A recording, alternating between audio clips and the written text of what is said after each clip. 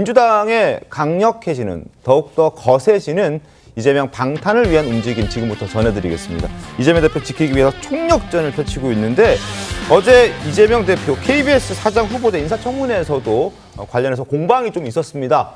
여의도로 가보겠습니다. 이렇게 파렴치한 자범이 야당 대표를 한다는 게 말이 됩니까? 정치적 희생이라고요? 법인카드를 누가 어떤 사람이 이렇게 쓴 적이 있어요. 근데 후보자가 5년 동안 300만 원 쓴, 한 달 평균 5만 원 쓴 법인카드 내놓으라고요? 내역을? 그런 말이 입에서 나옵니까? 자법이 많이 나옵니까? 자법! 자법이에요, 자법! 어떠냐고 자법! 파렴치한 자법! 자, 이거 세우세요. 누가 이렇게 어떤 지자체장이 자, 그렇게 세우세요. 법인카드 씁니까? 자, 다시 말씀드립니다. 우리는 이미 대통령의 육성을 들었어요. 그럼 대통령을 향해서 자범이라고 할까요? 그럼 윤한홍 의원은 자범입니까? 파렴치범입니까? 뭡니까? 의혹이잖아요. 사실관계 확인 안 됐잖아요. 그런데 이 상황에서 우리가 자범이라고 하면 그게 수긍이 되겠습니까? 자, 여의도도 시끌시끌합니다. 이재명 대표 공직선거법 1심 유죄로 위기감이 고조된 민주당이 이렇게 이재명 대표 구하기 총력전을 펼치는 모양새인데 이런 전략이 또 나왔습니다. 바로 법률 대변인이라는 저희도 듣지 못했던 그동안 그런 자리를 만들어서 지금 이건태 의원을 임명했더라고요. 네, 맞습니다. 네. 이 대장동 사건에서 정진상 전 실장을 변호한 적 있는 이른바 대장동 변호인으로 호칭이 됐었고요. 네. 그 지난 총선에서 이제 변호인으로 활동을 하다 총선에 네. 당선이 돼서 아하. 지금 지역구 의원으로 활동도 겸하고 있죠. 이 이재명 대표와 당은 일체 이런 이야기도 최근에 한 바가 있습니다. 듣고 오겠습니다. 우리의 대선 후보면 민주당과 일치화된 하나거든요. 그러면 이 이재명 대표의 선거법 사건은 결국 민주당의 사건입니다. 1심 때부터 그랬으면 좋았을 텐데 지금이라도 당에서 적극적으로 지원하는 게 아주 타당하다 이렇게 봐야 됩니다. 자, 지금 법률 대변인이라는 자리를 만들어서 이게 당직이라는 거죠, 최종에서. 네, 당직으로 지금 임명이 어제 최고위에서 결정이 됐습니다. 그러니까 이 얘기인 즉슨 이재명 대표를 위해서 민주당이 본격적으로 움직이겠다. 그러니까 민주당을 로펌화하겠다라고 봐도 괜찮습니까? 어떻습니까? 저도 그 국회 출입 오래 했지만 법률 대변인 이런 말은 처음 들었어요. 그 법률 대리인 우리가 예, 흔히 법률 대리인은 이제 듣는데. 변호사고 네. 법률 대변인인데 거기다 또 앞에 하나 더 붙였더라고요. 이재명 대표 전담 법률 대변인. 네. 이재명 대표 전담, 그건 이재명 대표 한 사람을 위해서 당 조직을 다 아직 조직 자체를 이용을 하겠다는 건데. 네. 그리고 또 이건태 그 의원은 그 대장동 변호사 출신이죠. 맞습니다. 그 대장동 변호사 출신으로서 지금까지 법안들을 발의를 한 것을 보면은 거의 다 그 이재명 대표 보호를 위한 법안들을 많이 발의를 했어요. 네. 그렇다면은 이 또 그 법안 발의뿐이 아니고 지금 이야기 나오는 것은 이 어떤 그 당비를 가지고 맞습니다. 당비나 아니면 당의 조직 같은 것을 당력을 동원을 해서 이재명 대표를 변론을 할 수 있는 보호를 할 수 있는 방안을 찾아보겠다는 거거든요. 네. 네. 그럼 그 중에서 여러 가지 심각한 문제가 생길 수가 있는 것이 네. 그러면 당비를 가지고 또 변호인을 선임을 해줄 것이냐? 그러면 그것은 또 논란의 소지가 생기는 것이죠. 그럼요. 네. 그 어디까지 할 것이냐가 문제가 되는데 명분은 그거죠. 명분은 434억 원이 당에 걸려 있기 때문에 결국은 당의 문제다 해서 이제 이런 자리도 만들고 이런 활동을 하는 건데 그런데 사실상 당이 그동안 안 한 게 아니에요. 그 지금까지 방어하는 과정에서 당 조직이 다 동원이 됐습니다. 네. 당 조직이 동원이 되다시피 했고 또 법률 만드는 것도 그 법 예국제를 만든다든가 아니면 법관의 그 임용 기준을 낮춰준다든가 전부 다 당이 동원이 돼서 한 거잖아요. 네. 그런데 그것을 이제부터는 2심부터는 본격적으로 하겠다는 거죠. 노골적으로 하겠다는 겁니다. 노골적으로 하겠다고 하면은 이 노골적으로 하다가 보면은 또 어떤 그 부작용이 있을 수가 있으니까 그런 부분들도 한번 깊이 있게 살펴보고 이 그 법률 대변인을 만들어야 되는 것이지 그냥 어떻게 이 당 전체가 동원을 한다 434억 원을 위해서 이렇게 하다가는 여러 가지 부작용이 나올 것 같습니다. 이수은 변호사님, 그 의원이 이제 변호사직 겸임 못 하잖아요. 그러니까 변호사직을 휴직해야 되는 거죠. 그런데 사실상 이제 의원직을 하면서 법률 대리인을 하겠다라는 것은 법률 대변인을 하겠다는 것은 법률 대변인이지만 사실상 법률 대리에 적극적으로 나서겠다 이런 것 아닙니까? 그건 전혀 아닌 것 같고요. 전혀 아닙니까? 대변인이기 때문에 왜냐하면 대리인 자체는 할 수가 없어요. 그래서 대변인인 것이고 이제까지 이 법률적인 문제에 대해서는 가급적 발언을 자제했지만 민주당이 434억을 환수하는 문제에 있어서는 적극적으로 참여할 수밖에 없죠.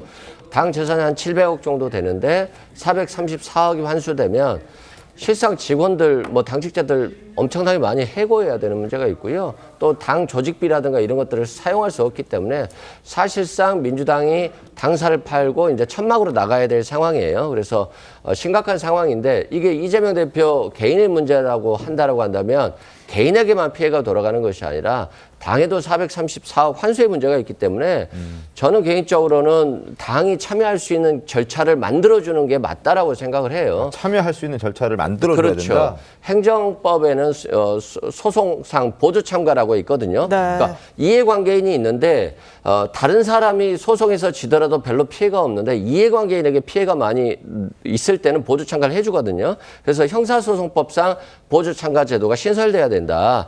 이제까지 대선 후보에 대한 이 뭐 누구 안다 모른다 가지고 기소해서 당선 무효용을 만든 적이 없잖아요. 한 번도. 그리고 이것 때문에 당이 434억을 토해낸 적이 한 번도 없거든요. 근데 이 부분은 좀 심각한 문제이기 때문에 절차적 기회는 보장해 주는 게 맞다라고 말씀드려요. 알겠습니다. 조금 이견태 의원하고도 뭐 과거에 민주당에 있을 때 같이 활동도 많이 했었었는데 네. 뭐 취지는 알겠어요. 근데 이재명 대표 체제가 들어서면서 좀 특징 중에 하나가 민주당의 어떤 법적인 대응들이 굉장히 많아졌어요. 기구도 많이 생기고 네. 그런 부분에서라면 뭐 이재명 대표의 어떤 그 과거 성남시장, 그다음에 경기도지사 당대표, 민주당 당대표를 하면서 조금 법적인 부분에 대해서 굉장히 많이 치중을 하는 면은 있습니다. 그 공통적인 점은. 그래서 법률 대변인이라는 자리를 만들었는데 굳이 법률 대변인이라는 신설 어떤 당직을 만들 필요는 있었을까? 기존에 원내대변인도 있고 그다음에 당 대변인도 있고 굉장히 대변인단이 많은데 예. 굳이 할 필요가 있었을까 생각되는데 곰곰이 저도 생각을 해봤는데 약간 그 홍보가 부족해 있다고 생각하는 것 같아요. 어떤 이 여론전에서 조금 이 당대표에 대한 어떤 여론전이 좀 부족한 건 아닌가라는 생각이 들어서 어떤 이러한 소송과 관련한 법적인 부분만을 전담할 대변인이 필요했던 것은 아닌가라는 생각이 들어서 아마 이 부분을 했던 것 홍보가 같아요. 부족했다고요? 네, 저는 그렇게 생각이 들어요. 아니, 그렇지 않으면 그냥 의원 개인으로도 충분히 인터뷰가 가능한 부분이거든요. 네. 아니면 TF를 만들어서 TF 단장을 맡기면 되는 부분이거든요. 근데 지금 대변인이라는 것은 스피커라는 얘기 아니에요. 그럼 스피커라는 것은 기존적으로 할 것이 언론 대응이란 말이에요. 여론전이란 말이에요. 네. 그러면 제가 봤을 때는 이것을 최고위에서 만들었다? 이것은 지금 민주당에서 어떤 이번에 이재명 대표의 1심, 공선법 관련한 1심 소송의 패배의 원인 중에 하나가 어떤 여론전에서 우리가 밀린 거 아니냐. 라는 저는 생각을 했기 때문에 아마 이러한 직을 만든 건 아닌가 생각이 듭니다. 실제 지금 설 변호사님 말씀 주셨던 것처럼 민주당 내부에 그 이재명 대표 사법 리스크와 관련한 여러 가지 기구들이 있잖아요. 법률 네. 대응 TF도 있고 네, 등등이 그럼요. 많은데 네. 그 의원들의 한결같은 이제 고민이자 문제라고 생각하는 부분이 그 그러니까 사법 리스크는 검찰 출입 기자들이 주로 기사를 쓰니까 쓰고, 항상 최종적으로는 검찰에다가 확인을 받고 기사를 쓴다는 거예요. 네. 그러니까 민주당이나 이재명 대표 쪽의 그 반론, 그러니까 변론의 취지의 입장은 잘 이렇게 언론에 녹아들지 못하고 있다. 이 부분이 그동안도 가장 문제라고 지적을 했다고 해서 그래서 이제 홍보가 부족했다는 부분에 대한 예, 설명을 반면에 하시는 거죠? 이런 면에서 이제 법률대변인 임명했다 이런 주장을 하는 것 같아요. 네, 이 과정을 보면서 정말로 민주당이 이재명 대표의 사법 리스크에 대한 현타가 왔구나라는 것을 상징적으로 보여주는 대목이라고 생각합니다.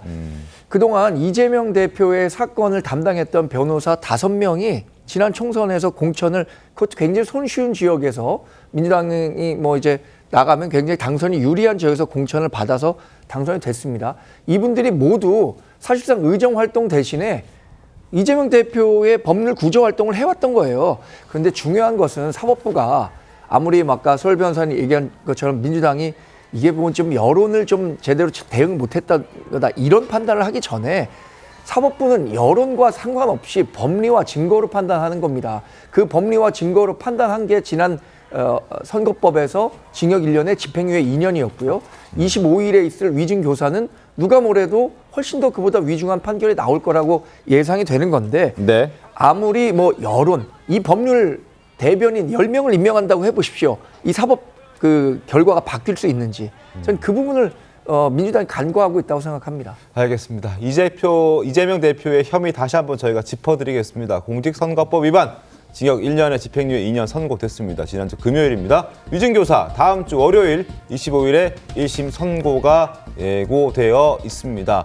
아마 지난주 금요일에 공직선거법보다 더 무거운 형이 나올 수 있다는 게 지금 국민의힘의 어떤 예상이고, 그래서 저희가 좀 관심 있게 지켜보고 있는 중입니다. 대북 송금, 불법 대북 송금, 그리고 대장동 위례 백현동 개발비리 및 성남FC 불법 후원 의혹, 그리고 또 하나 추가가 돼 있죠. 바로 경기도 법인카드 불법 유용한 혐의 때문에 지금 수원지방법원에서 1개의 재판이 더 추가가 됐습니다. 모두 5개 재판을 받고 있는데, 이렇게 많은 양의 재판을 받아야 하니까 뭐 법률 대변인 만드는 것도 일견 뭐 그럴 수도 있겠다는 생각 드는데, 어찌됐든 문제의 소지는 없을까라는 부분도 궁금합니다. 이것도 뭐 선관위나 뭐 어떤 자문기구 이런 데 한번 물어봐야 되지 않나요? 어떻습니까? 일단 조직을 만드는 것은, 어떤 자리를 만드는 것은 그 당에서 알아서 할 수 있죠. 당헌 당규에서 할 수 있는데, 그리고 어떤 역할을 부여하는 것도 당헌 당규상 뭐 본인들이 아니면 지도부 최고위원회의 의결로 할 수가 있지만, 네. 그 역할을 부여를 받아서 어떤 활동을 하는지는 그것은 물론 선관위나 아니면 다른 그 어떤 국가기관의 검증을 받아야 되는 것이죠. 그 가령 예를 들어서 이 뭐 지금 나온 것을 보면은 이 당비 지원이나 네. 아니면은 당력을 지원을 한다 이렇게 돼 있는데, 당비는 이제 돈을 지원한다는 것이고, 뭐 외부 변호인을 뭐 선임을 하는데 돈을 줄 수가 있는 것이고, 당력을 지원한다는 것은 참 모호하잖아요. 네. 어디까지 당력을 지원을 할 수가 있는 것인지.